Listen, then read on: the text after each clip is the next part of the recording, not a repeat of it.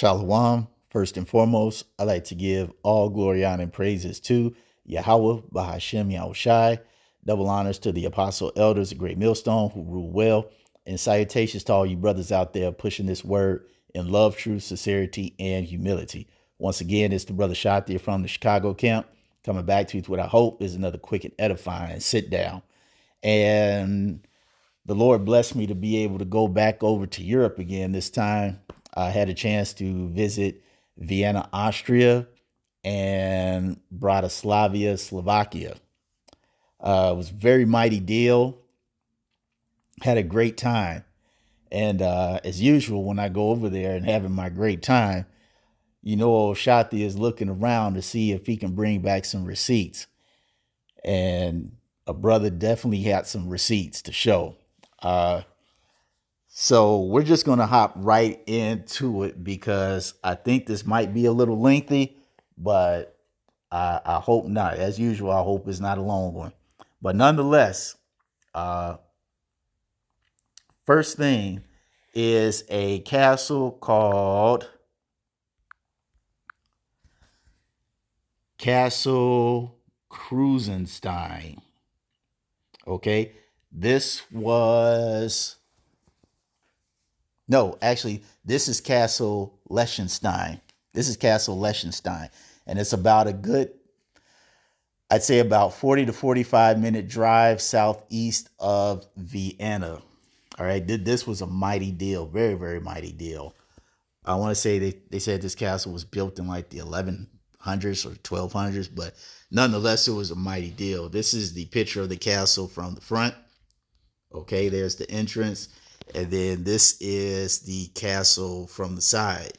Now, in this particular castle, okay, uh, you can only see it through a guided tour. All right. A lot of the castles, you can usually uh, stroll at your leisure. Okay. But then there are certain castles that they only do by guided tours. And this just so happened to be one of them. And so as we go through this castle on this tour, uh, we're approaching the end. We're about to approach the end of our tour. And at the end of this tour, there's one last room. And the tour guide says, now, this last room that we're about to see, okay, people still use it to today to worship. And because of that, when we go in, okay, no pictures or video whatsoever and no talking. And he said, what you're going to see in this room is a icon that is a replica or inspired by one of the original ones in Spain, which was in the 1100s. And this icon that he was talking about was a Madonna.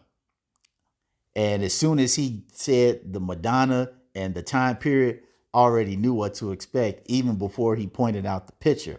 However, I'm going to put this on pause so I can show you all the picture. Please be patient because throughout this sit down, I might have to pause it a few times. Okay, this is the picture that is sitting outside the room so that you can see what it is and take a picture of this picture. Okay, so because as he said, you can't take one in there. So if you wanted to take a picture, you had to take a picture of this. But this is exactly what you see in that room. Okay, a black, so-called Black Madonna, the Virgin Mary dressed in gold with a baby Yahushai. And I knew that this guy was telling the truth because I saw something very similar when I went to Spain. And I'm going to show you the receipt on that one again. Let me put this on pause and get it for you. Here you go. The same thing. I mean, with a few exceptions, of course, but it's the same thing. A Black Madonna, Virgin Mary, baby Yahweh Shai. And this was actually in a church in Barcelona, and the church was called St. Mary's Church, or I believe they call it Iglesia de Santa Maria. But this icon was in the back of the church because when I went in, uh, they were having a church service there, and this was, I don't know, maybe 3, 4 o'clock p.m. There was people in the church worshiping, and so as I'm looking around in this church, I see a lot of traffic, a lot of movement going on in the back. So I was like, man, let me go see what's going on in the back. And lo and behold, as I reached the back of this church, I see this. And I was like, wow, now I see why everybody's back here taking pictures. I see why there's a lot of movement because you have this icon sitting in the back of the church. Okay. And just so you don't think that this is some type of Photoshop or AI or whatever the case may be, there I am. Okay. And there's the icon right there. And this is the back of the church. This is, as you can see, this icon here looks pretty much identical to the one that I showed you in the picture, minus the globe, which, if I remember correctly, represents world domination, if my memory serves me correctly. But nonetheless, that was that was very heavy. That was a very cool thing to see. Not only in the church in Liechtenstein Castle, but it's also in St. Maria's Church in Barcelona, Spain. Now, there's something else that that I saw in Vienna that was a very heavy deal. As my woman and I were walking through the city center, we stumbled upon this place called St. Michael's Church. Okay, let me put this on pause and get it. Okay, St. Michael's Church. As it says, Catholic Church in Vienna, Austria. It says guided tours are offered of this long-standing church with a large crypt and 15th century frescoes. All right, so I'm going to go to images, and as you can see here, this is exactly how it looks, you know, from the outside.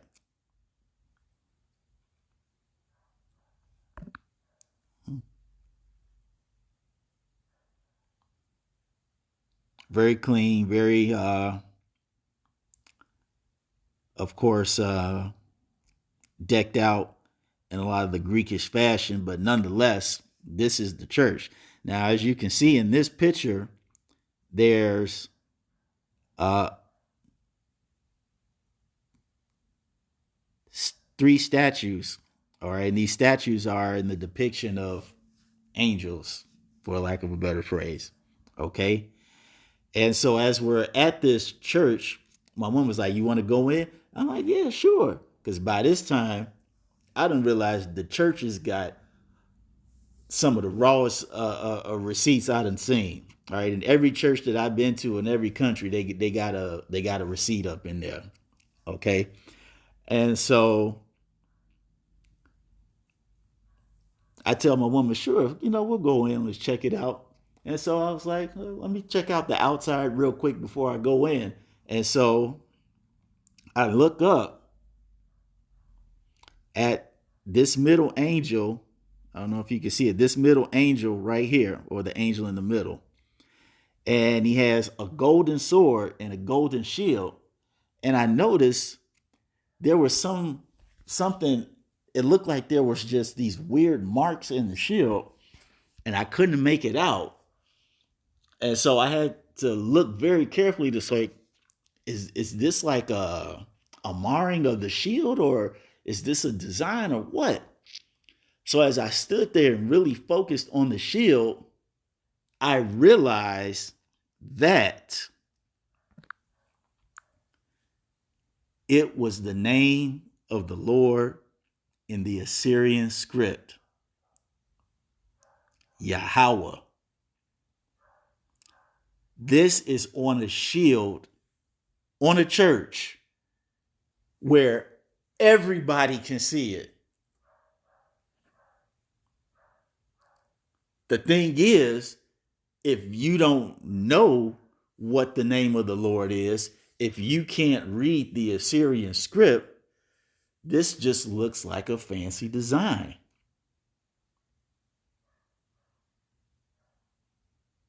This looks like some cool hieroglyph that somebody designed, or some language that maybe a lot of people might not know. But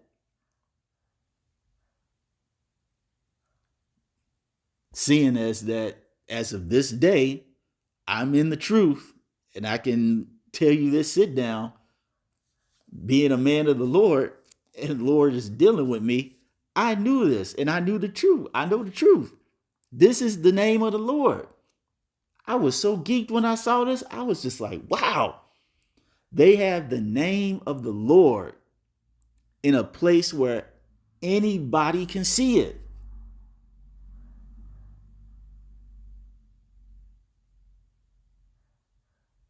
And we all know that the only people to use the name of the Lord are the Israelites. Now, granted, does bad Uncle Esau know?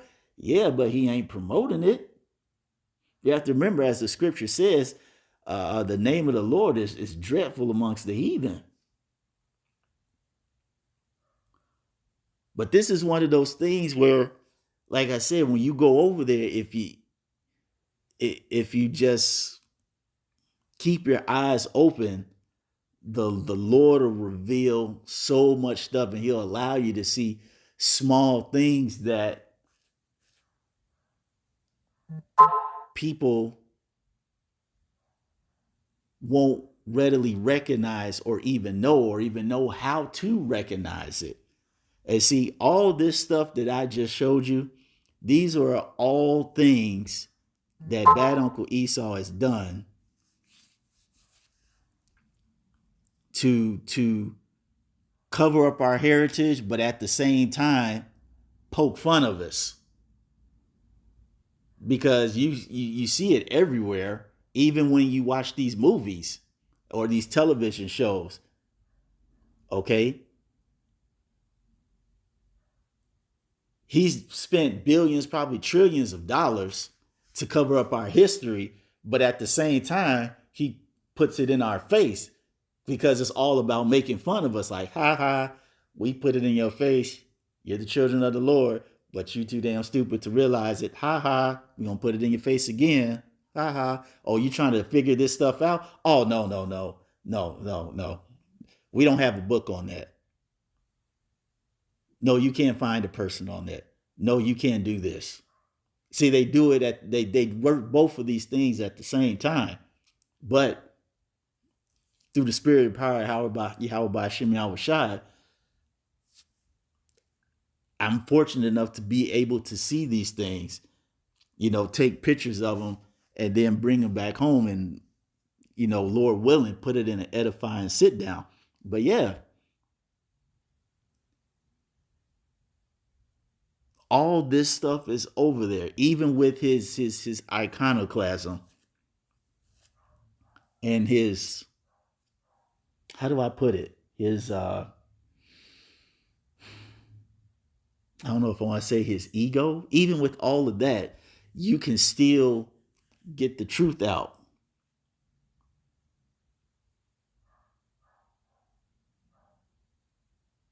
Because this guy doesn't willingly offer up a lot of this information. Like I said, he'll give it to you in bits and pieces. All right. He's not going to willingly just give up the whole bag, because that's not what he wants to do. Okay? Because he knows that part of us being in the position that we're in is because we don't know who we are.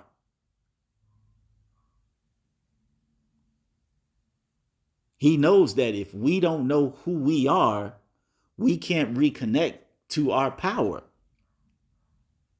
As you go into the book of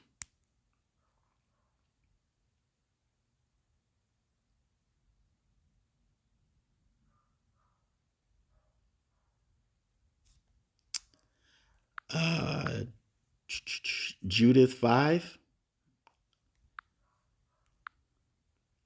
where was that?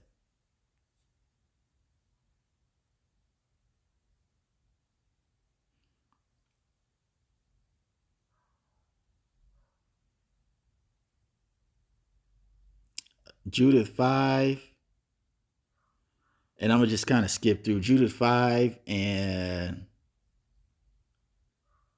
18. It says, but when they departed from the way which he appointed them, they were destroyed in many battles, very sore, and were led captives into a land that was not theirs. And the temple of their power was cast to the ground, and their cities were taken by the enemies. Okay. Verse 20, I'm going to skip down to 20. Now, therefore, my Lord and Governor, if there be any error in this people and they sin against their power, let us consider that this shall be their ruin, and let us go up and we shall overcome them. Okay. And how did they overcome us? By the Lord bringing bad Uncle Esau into power. We went off so much that the Lord allowed the bases of men to come into power and then have the ability, as spoken of in Jeremiah, is that 17:4, where it says, and thou, even thyself, shalt discontinue from thy heritage that I gave thee, and I will cause thee to serve thy enemies in the land which thou knowest not, for ye have kindled a fire in my anger, which shall burn forever. So we did the Lord so wrong that it got to a point, as I mentioned before, he let the bases of man come into power and have the ability to discontinue us from our heritage. And part of this was through iconoclasm. And since he's got it into power, okay, he's continued that mission to this day, which is the whole reason why many people still don't know who they are. Just as when we go to that Micah 2, starting at 1, it says, woe to them that devise iniquity and work evil upon their beds. When the morning is light, they practice it because it is in the power of their hand. All right. And so when bad Uncle Esau came into power, which the world knows as the Renaissance, he knew about Judith, the 5th chapter. And he said, now that we're in power, he's like, we have to make sure that they never find out who they are. Which brings us to verse 2. And they covet fields and take them by violence. All right. This man envies who we are, what we have, our power, our ability. So he's like, you know what? We're going to take it by force because they're not going to give it to us. It says, in houses and take them away. So they oppress a man and his house, even a man and his heritage. Okay. And the culture that makes up the Dark Ages in Europe, that is the knowledge of our heritage from the unhewn stone, which I did a lesson on. And actually, you know what? Let me show you another castle which is a better example than the one that I did in my sit down. I just wasn't in Slovakia yet, but I'm gonna show you a mighty castle that perfectly depicts that unhewn stone. Hold on for one moment. This is Castle Devon in Slovakia. Look at that. Now that's some unhewn stone right there. Check that out.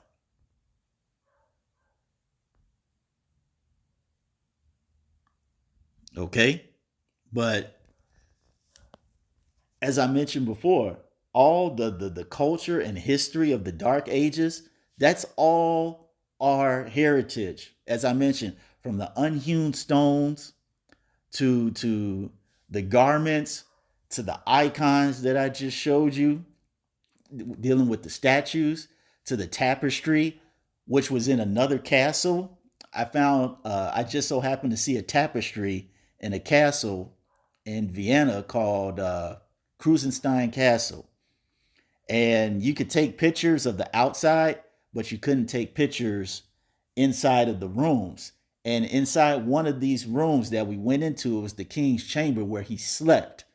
And to the left of me were windows and little seating areas by the window. So back then, if people wanted to just relax and look out the window, you could just sit down and look. And on the wall inside of the seating area where you could sit down and look outside the window, there was an original tapestry of a king and a queen. The it was I say it was probably about a foot and a half by maybe 3, maybe 4 feet, and it was torn at an angle, but it was blue, uh, like a golden yellow, and you could clearly see the king and the queen on there with the crowns. And my woman noticed that I was looking over there at the tapestry, and she's like, "Babe, do you see that?" She was like, "Those are black people." I'm like, "I know." And I was just looking at it. I didn't care what the tourist lady was saying. She was speaking in German anyway. But I didn't care what she was saying or pointing out. My whole attention was focused on that tapestry, which had to be easily about 900 some years old. Okay? This is the type of stuff that we did back in the day. All right? Like I said, the whole vibration of Europe as people to know it today was done by us. And Bad Uncle Esau has spared no expense to make sure that we do not find this out. But the thing is, there's one element that he forgot throughout all this time. And that's Yahweh Ba'ashem Yahweh Shai. Because the Lord promised us that it wasn't meant for us to be discontinued from our heritage forever and ever. All right. There would come a time that we would wake up out of this satanic slumber that many of our people are in. Let me put this on pause and get some scripture. This is Psalms 50 and 21. It says, "These things hast thou done, and I kept silence. Thou thoughtest that I was altogether such a one as thyself." Basically, Bad Uncle Esau thought that he was going to succeed in this enterprise and keeping us dumbed down and kept away from our heritage forever and ever. And because he's went so long without being corrected and being told off about who he truly is, they thought like, man, the Lord must really be dealing with us. Then the scripture says, "But I will reprove thee and set them in order before thy eyes." And who is the them? The men of the Lord. All right. Let's get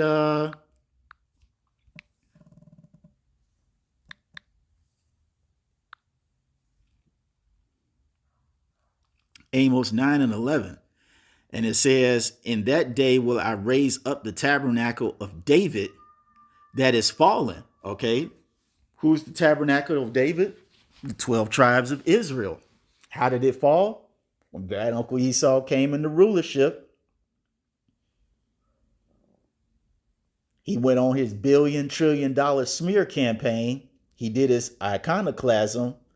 Okay. Not only that, we had slavery and we got discontinued from our heritage. And that's how we fell.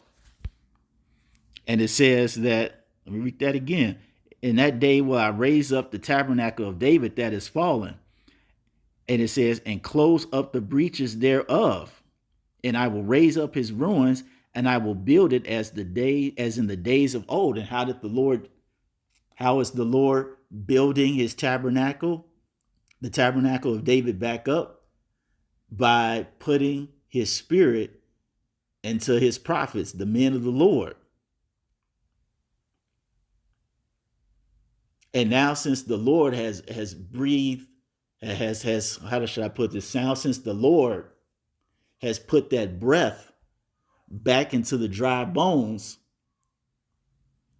and now we're out on the street prophesying, now we have a situation of 2nd Ezra 6 and 27. It says, for evil shall be put out, and deceit shall be quenched.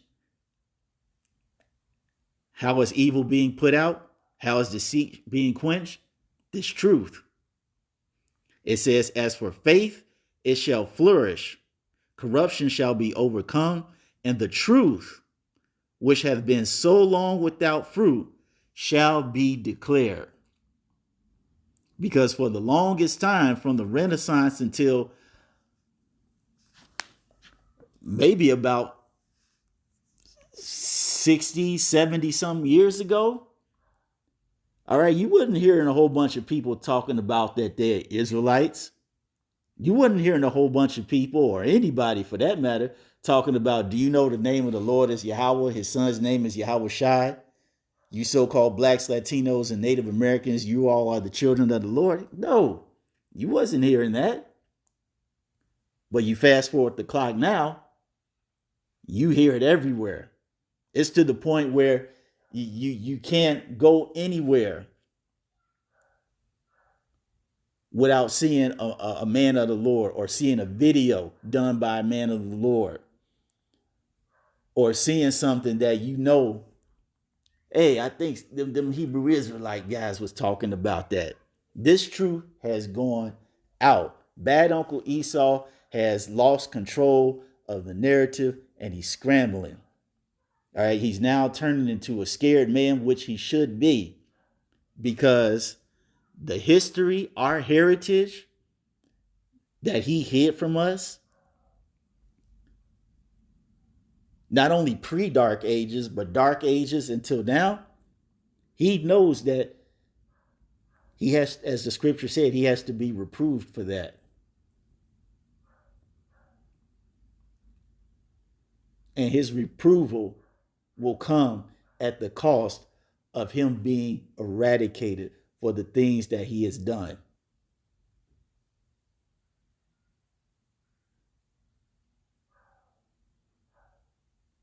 You know, I really wish that I could have had a picture of that tapestry in the castle.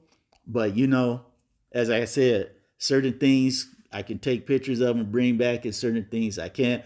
But, I always try my best to make sure that